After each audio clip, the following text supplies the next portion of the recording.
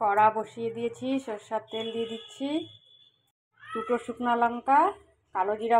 Hello বন্ধুরা, তোমাদেরকে কবিতাস ফুডে স্বাগত। আজকের রেসিপি ফুলকপির ডাঁটার চচ্চড়ি। ফুলকপির ডাঁটা, সিম, গাজর, বেগুন এগুলো সব কেটে বয়েল করে নিয়েছি। নেওয়া সবজিগুলো দিয়ে দিব। তো লবণ হলুদ দিয়ে দেব।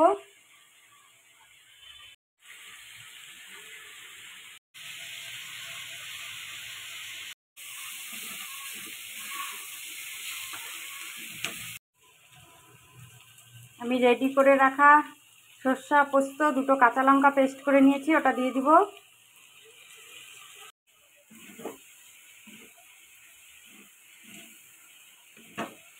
ফুলকপির থেকে কিন্তু কপির ডাঁটার চচ্চড়িটাই খেতে, ফুলকপি ডাঁটার চচ্চড়ি হয়, তাহলে আর অন্য কিছু খেতে লাগবে না ভাতের সঙ্গে।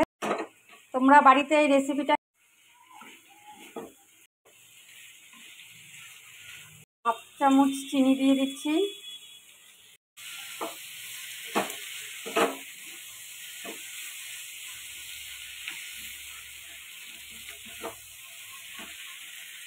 আমি সামান্য পরিমাণে জল দিয়ে দেব।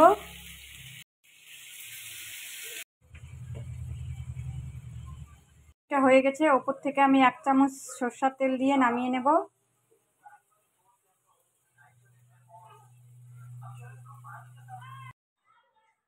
কফি ডাঁটার চচ্চড়ি এটা দেখতেও খুব সুন্দর হয়েছে, খেতেও খুব ভালো হয়।